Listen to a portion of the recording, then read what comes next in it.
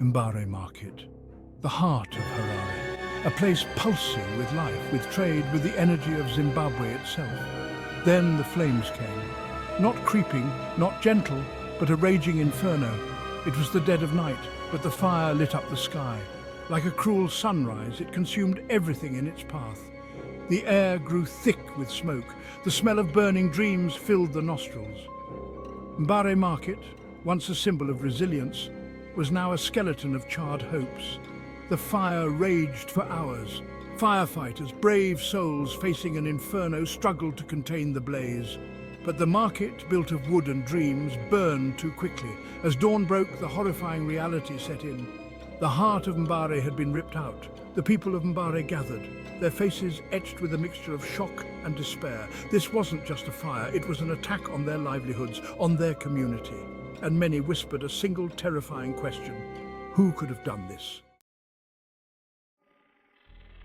In the ashes of the market, whispers began. Whispers quickly grew into accusations. The name on everyone's lips? Zanu PF, the ruling party?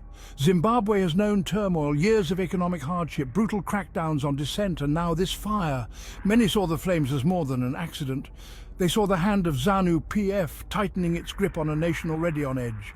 The accusations weren't baseless. Zimbabwe had a long, dark history of politically motivated violence, opposition voices silenced, businesses perceived as threats, mysteriously going up in flames.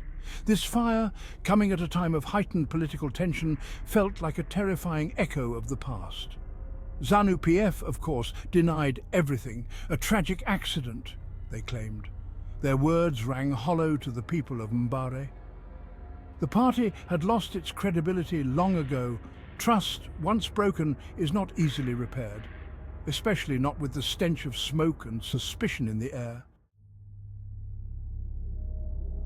Amidst the ruins and the accusations, the people of Mbare began to talk. They had seen things, heard things. In the dead of night, just before the flames erupted, there were whispers of strangers lurking in the shadows. Men, some said, their faces hidden, carrying strange canisters, then the explosions. Not one, but several, ripping through the night. The stories spread like wildfire, fanning the flames of fear. On social media, rumors ran rampant. Pictures, blurry and grainy, surfaced, claiming to show the alleged arsonists.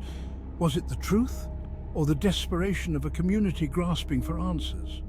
The authorities urged caution. Don't spread rumors, they pleaded. Let the investigation run its course. But their words felt empty. The people of Mbare had heard these promises before, promises of justice, of accountability that faded like smoke on the wind. Silence from the top authorities, tight-lipped. Days turned into weeks. The ashes cooled, but the questions remained. The authorities, however, remained tight-lipped. The investigation, they said, was ongoing. Be patient. But patience had worn thin.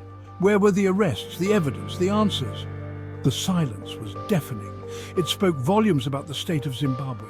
A nation where those in power operated with impunity, where justice was a luxury, not a right. The international community, too, began to express concern. They called for a swift and transparent investigation, but their words seemed to fall on deaf ears. In Zimbabwe, justice often had a price, and it seemed the people of Mbare couldn't afford it. Section 5. Mbare burns. Zimbabwe smoulders. What next? The Mbare market fire was more than just a fire. It was a symbol of a nation teetering on the edge, of a people tired of empty promises and broken dreams. As the smoke cleared, the question wasn't just who started the fire, it was, what now? Would there be justice? Or would the fire be another scar on the soul of Zimbabwe? The answer lay not in the ashes of Mbare market, but in the hearts of the Zimbabwean people. Would they rise from the ashes, demanding change, or would they let the flames of injustice consume their future?